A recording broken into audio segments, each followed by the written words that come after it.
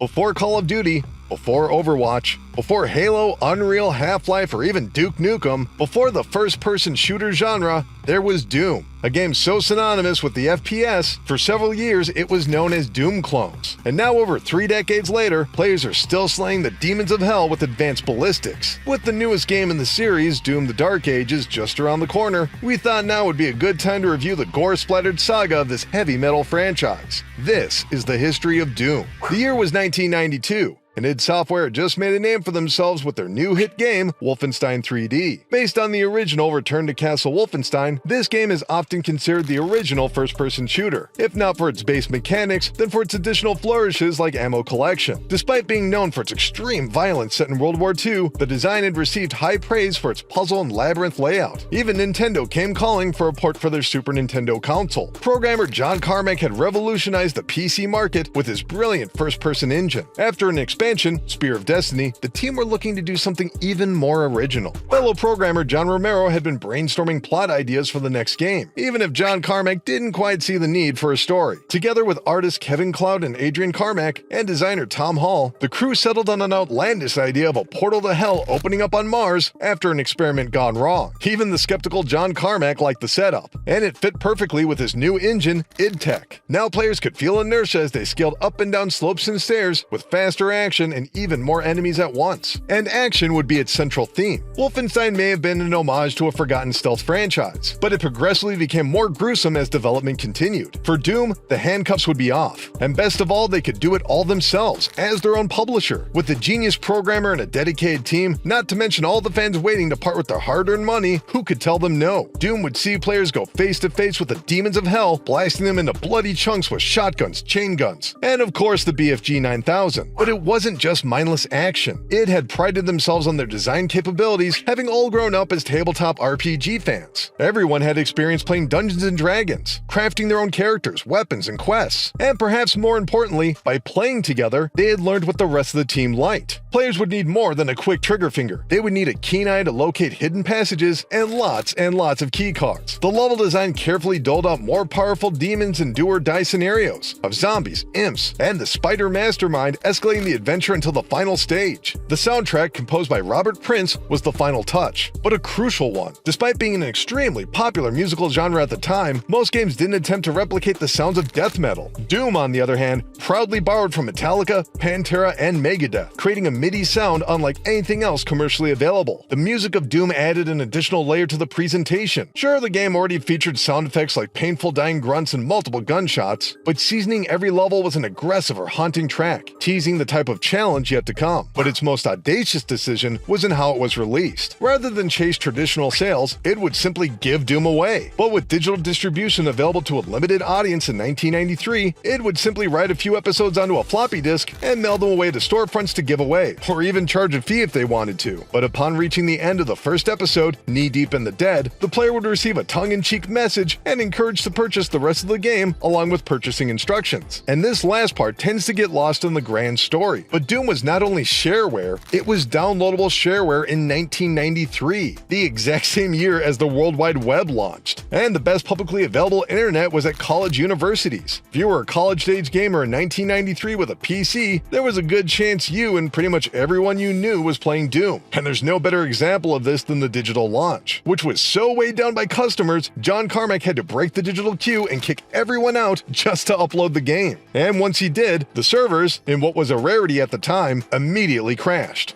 Doom was hailed as a watershed moment in video games following its December 1993 release, earning scores of perfect reviews and selling nearly 200,000 copies purely from shareware. Doom swept up Game of the Year awards from PC Gamer, Computer Gaming World, and many more. Fans agreed. Wolfenstein had been the cutting-edge game of its day, and now the exact same studio had eclipsed their own work in every respect. Doom was faster, more aggressive, and totally original, a video game that didn't borrow so much from culture as it became part of that culture. Doom was more than a game, it was a movement. Or at least that's what parents and public officials were worried about. Violence in games had already been a major lightning rod for controversy, with Mortal Kombat earning plenty of sales and jeers for its extreme death sequences. Now here was Doom, a game that put players right into the perspective of the attacker, facing off in sacrilegious battles while heavy metal music blared. Germany outright refused the game unedited, but for every ban it received, it earned even more in sales. After all, who could they complain to? id Software was a self-published, self-distributing game company, and they liked the games they made. But Doom soon encountered a ban of a different kind. Offices and colleges around the country were seeing a robust strain on their networks, unlike anything they had seen before. It turns out players were engaging in something called deathmatch. Online play was hurting productivity for the first time. Some fans went so far as to create WADs, aka Where's All the Data, an accessible type of mod that allowed players to swap in original art, sounds, and even create levels. Even the United States Army programmed their own mods for training purposes. While lawyers urged id not to allow such free sharing of their property, John Carmack, the master programmer, didn't really care.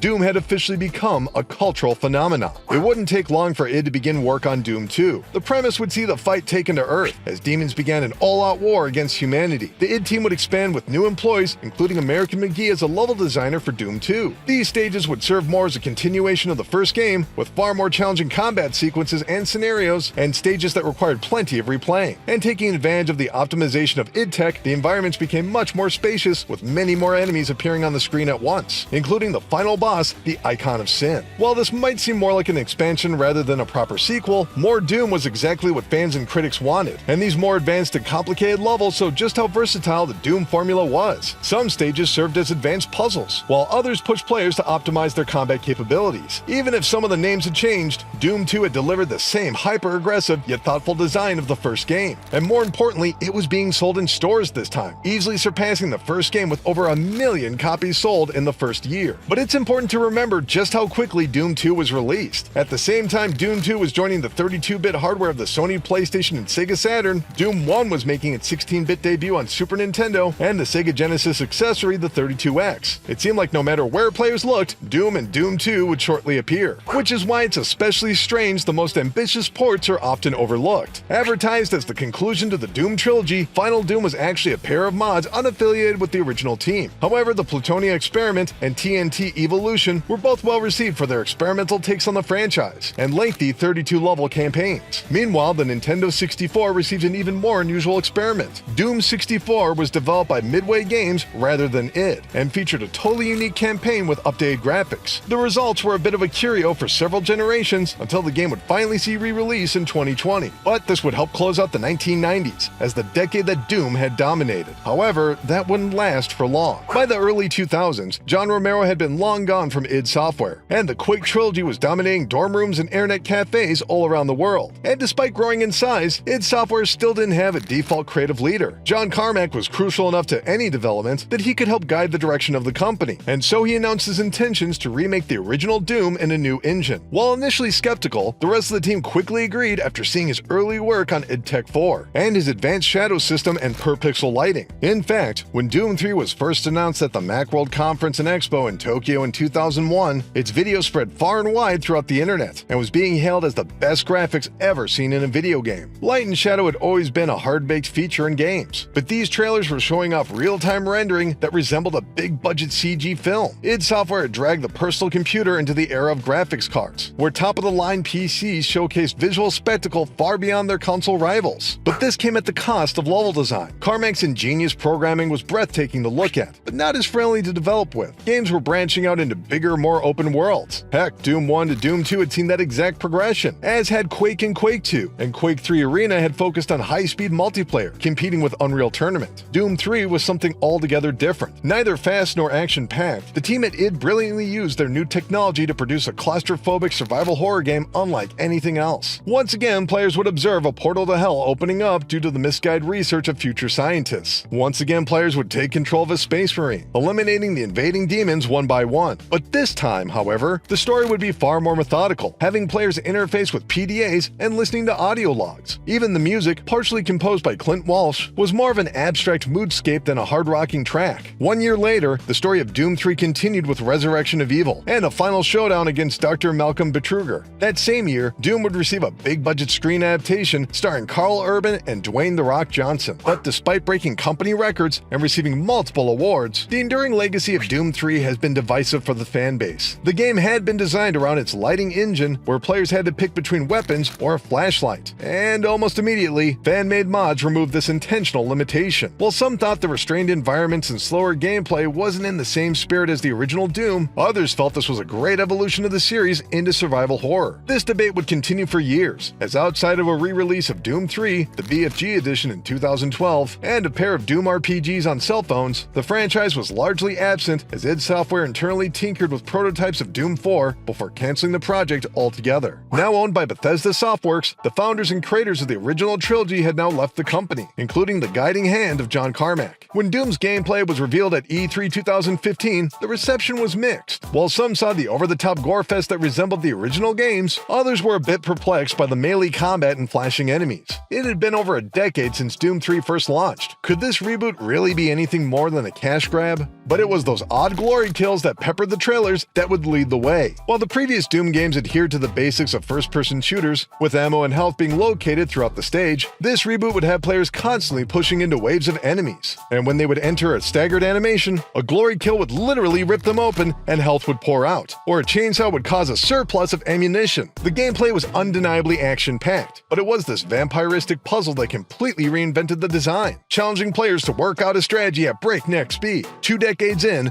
Doom had found its new wrinkle. The weapons, however, would follow the traditional template. The acquisitions of the familiar shotgun and chain guns were borderline ceremonial. The varied enemy types like the Reverend and the Spider Mastermind returned with a fresh makeover, and the general layout matched the fantasy themes of demonic forces with the sci-fi story taking place on Mars. And yes, once again, it would tell the story of scientists playing with hellish forces, only to have the colony completely overrun with demons. Except this time, it would square the circle that had been eluding them. Not only was the gameplay as fast as fans demanded, it would have an expanded lore and plot. The classic Doom guy would be upgraded to the Doom Slayer, a mythological human who annihilates demons with extreme prejudice, and his services would certainly be needed to prevent a new portal to hell being opened up by the corrupted humans. To tell this story meant adapting many of the common tropes of modern games, such as waypoints and voiceover directions. But in a humorous twist, the Doom Slayer would often recklessly destroy everything with his bare hands, despite the pleas of UAC chairman Samuel Hayden. The final touch would once again come from its music, this time composed by Mick Gordon. Inspired by the soundtrack of the original game, Doom returned to the heavy metal roots of the franchise, but it also enhanced the gameplay. Players would hear audio punctuation for every direct hit with a rocket launcher, and the rumbling of instruments would cue players into an incoming invasion. The music had become an essential feature, just like the original games. Now, this being a shooter in 2016, it also received a full-featured multiplayer suite, level editor, and plenty of Easter eggs. These days, it's very difficult to find a game. Thankfully, I had a chance to play it back when it was originally released. And while it's mostly an afterthought to the legacy of the Doom reboot, I actually thought that Deathmatch and Freeze Tag were pretty good, although they couldn't totally implement the more cinematic elements of the single player. In May of 2016, Doom released on the PlayStation 4, Xbox One, and PC, and the response was almost immediate. Doom was back. From the extreme violence, blasphemous imagery, and surprisingly complex narrative, Doom was universally praised by fans and critics alike, as well as receiving numerous nominations and awards. id Software had nailed the rebellious spirit of the original games while evolving the gameplay and stage design in new directions with double jumps and glory kills. For the first time in years, fans were asking what would be next, but first they would have to face a new direction. In December of 2017, Doom VFR, a VR adaptation of the Doom reboot, was released on the PlayStation VR and HTC Vive. Players would experience the same action they had in the Doom reboot, except with complete virtual reality control and the ability to drag and drop their next landing spot. While praised for its effective translation of gameplay, both fans and critics found the overall package a bit shallow when compared to the 2016 game. Even less remembered is the 2019 film Doom Annihilation. Another movie adaptation, this one was a direct-to-video release, attempting to be a more faithful rendition than the 2005 version. Unfortunately, audiences disagreed. The plot seemed to be more interested in zombies than the demons of hell, with a tone that fit more in line with Doom 3 than the celebrated reboot of 3 years earlier. Thankfully, the next Doom, Doom Eternal, would only be just around the corner, and it would mark a huge technological change for id Tech. Following Doom 3, id Tech utilized mega textures, enormous textures that would overlay an entire game. But starting with id Tech 7, mega textures were gone. This allowed developers to give better clarity and detail, as well as kicking up the max frames per second from 250 frames to 1000 frames, and doubling the size of individual environments. But what exactly would the team use all this extra space for? Having already received high scores for their Glory Kill system, the team at id felt players were ready for a more complex gameplay loop. Once again, the Doomslayer would rip and tear to get health and chainsaw for ammunition, but now he would burn enemies for armor, and the demons would have much more expressive models, featuring weak points that skilled players could take advantage of. Of course, laying down fire works just as well as before, but feeding a well-timed grenade to a Kako demon or knocking off the rocket launchers of a Reverend would drastically weaken them or automatically trigger a stagger animation. Doubling down on the advanced mobility of the 2016 game, Doom Eternal introduced a new dash mechanic, making combat even faster than before. Now players would be able to go nose-to-nose with Marauders and Doom Hunters, requiring exact timing and distance awareness to trigger their weakened state. And not only would the double jump return with air dashes, players would be pushed through complex platforming sequences of swinging bars and dash buffs. Neither of these ideas were explored in the previous Doom games, making Eternal feel like an even further evolution of the classic series rather than a simple reinvention. According to id, they attempted to make the game more accessible, but speaking personally from my recent playthrough, Doom Eternal will absolutely put players through their paces, especially in some of the later boss fights that require strategy, timing, and more than a few deaths before discovering the exact pattern of attack. In fact, throughout the game, the developers constantly remind the player that failure is part of the process, and that they already have all the tools they need to defeat the worst of Hell's demons, even if it doesn't always feel like a fair fight. Although some were intimidated by the new gameplay wrinkles, many critics found the extra mechanics added even more variety and complexity to the combat. Weapons returned with double the modifications as before, and a complete rebalancing of their damage and range. The right weapon was completely dependent on your circumstances and playstyle. Not to mention the advanced defense and dash mechanics provided the perfect setup for quick hits and quicker getaways. Multiplayer would once again return, this time with demon gameplay and later a new horde mode, allowing players to practice their demon slaying skills without having to play through the campaign. But perhaps its most surprising addition was in its story. Yes, the game resembles Doom 2 with the demon invasion on Earth, and many of the stages echo the titles of Doom 2 levels. Samuel Hayden and even Vega would return once again, but the real main character was the Doomslayer. Previous games pointed outward. Doom Eternal informed players on the hierarchy of Hell and its expansions into other dimensions, as well as the origins of the Doomslayer's intense strength. In fact, this lore, which expanded further into the two DLCs, the Ancient Gods, could be said to imply a total canonical connection between all Doom games, including Doom 64, and perhaps this Doomslayer being the exact same character as the original Doom guy. Of course, that all depends on your reading. On March 20th, 2020, Doom Eternal was released on console and PC. Reviews once again scored it well, and it was nominated for numerous awards, but its best ally was likely the pandemic. With millions upon millions of people staying home for months at a time, Doom Eternal quickly outpaced the sales of Doom 2016. Although the exact numbers were never officially released, it's estimated that Doom Eternal grossed several tens of millions of dollars more than the previous game. And in a surprising bit of meme marketing, fans of Doom and Nintendo's Animal Crossing celebrated the game's releasing on the exact same day with fan art and jokes, potentially raising crossover sales that otherwise never would have occurred. Go figure. And yet another surprisingly cute bit of Doom content, Mighty Doom was released in March of 2023, and featured chibi versions of the Doomslayer as well as the familiar demons of the most recent entries in a top-down mobile shooter. Sadly, this one has been lost to time, as the app was discontinued in August of 2024. A tiny footnote almost as tiny as this adorable Doomslayer. Aww. Despite essentially finishing the Doom story in the Ancient Gods DLC, the strong sales and critical reception spurred id Software to return to the drawing board, and this time they would add a shield to the Doomslayer's newly acquired sword. Doom the Dark Ages sends players back in a prequel telling the story of the Doomslayer's rise, which earned him a dangerous reputation across realms. And because of its otherworldly setting, the traditional firearms have been updated with brutal bone-powered projectiles and a mace that fires like a cannonball, as well as an even deeper exploration of the lore discussed in the Ancient Gods, explaining the warring factions of these dimensions. And of course, a new engine in id Tech 8, making environments even larger than previously possible. Doom's prolonged relevance is clearly impressive, but even more remarkable is how much the original Doom games still endure. It's become an internet meme to showcase Doom running on increasingly more archaic hardware. There's even an active subreddit just on that very subject. And even the original programmer John Romero has since made his return to Doom, literally. In 2019, Romero began began releasing additional mods and episodes for the original Doom and Sigil 2. In fact, Bethesda's re-release of Doom 1 and Doom 2 not only included these mods, but an entire mod browser to make the sharing of WADs even more accessible for console users. After 3 decades and numerous finales, it doesn't seem like Doom is going anywhere. From the early days of DOS to the bleeding edge of 3D graphics and a return to pure action gameplay, not to mention the endless mods, or the popularization of online multiplayer and first-person shooters, each have followed the passions of their developers. If Doom had been produced with a larger publisher in mind, it likely wouldn't be the same game. But thanks to the original group at id Software simply making what they felt was cool and having the talent to revolutionize technology, they changed the direction of the video game industry forever. Anyway, that's going to do it for this video. Are you a classic Doom player, or are you cranking up the difficulty on Doom Eternal? And what do you think about the Dark Ages? Let me know in the thread below, keep clicking around here at Game Rant, and we'll see you next time. Thanks everybody!